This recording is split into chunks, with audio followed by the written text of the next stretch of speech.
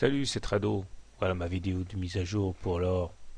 La séance d'aujourd'hui s'inscrit dans le contexte d'un rebond technique, hein.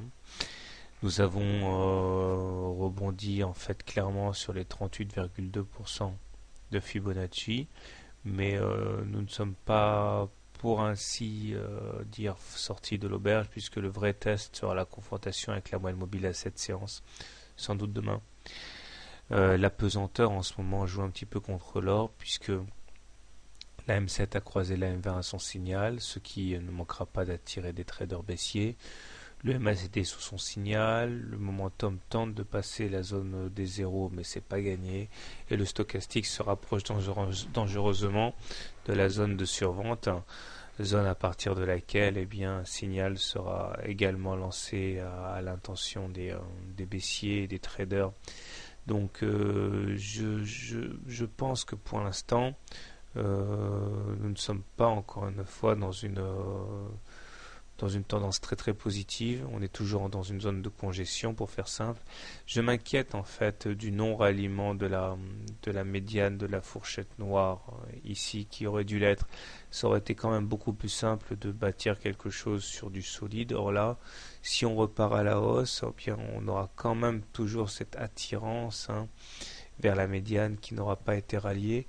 Et je suis très circonspect par rapport au potentiel de hausse du mouvement qui est juste en cours là depuis 24 heures. Enfin bon, toujours est-il que tant que on continue sur cette lancée, rien n'empêche qu'on aille chercher la M7 et puis la M20. La M20 d'ailleurs qu'on remarquera s'aplatit. Donc cela traduit bien le fait que nous n'ayons pas de tendance véridique. Je crois que ce qui se passe actuellement sur le marché de l'or, c'est qu'au-delà de son rôle de valeur refuge, l'or est vendu comme à chaque fois qu'il y a des crises majeures, comme en 2009 par exemple, en 2008. Ce qui se passe, c'est que les fonds recevant des ordres de vente de la part des particuliers, des souscripteurs, doivent vendre ce qu'ils ont et dans leur portefeuille, il y a aussi de l'or et des trackers sur or, etc. Donc en fait, là, ce qui se passe, c'est que l'or est un petit peu pris en otage. C'est comme ça que j'interprète la baisse de l'or depuis une semaine, alors que le contexte devrait être plutôt porteur.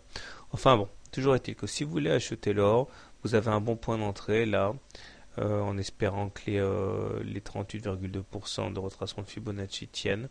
Si vous êtes prudent, vous attendrez plutôt un éventuel retour sur la médiane de la fourchette d'Andrews pour acheter. Si vous êtes baissier, je pense que le bon point d'entrée serait de shorter le contact avec la M7 qui risque de donner l'occasion aux baissiers de se rappeler au bon souvenir de l'or. Voilà. Quant à moi, puisqu'on est en dessous d'une M20 plate, je considère qu'on n'est pas vraiment en tendance. Donc il n'y a pas de tendance, on est simplement en période de consolidation de la hausse et on ne sait pas combien de temps ça va durer.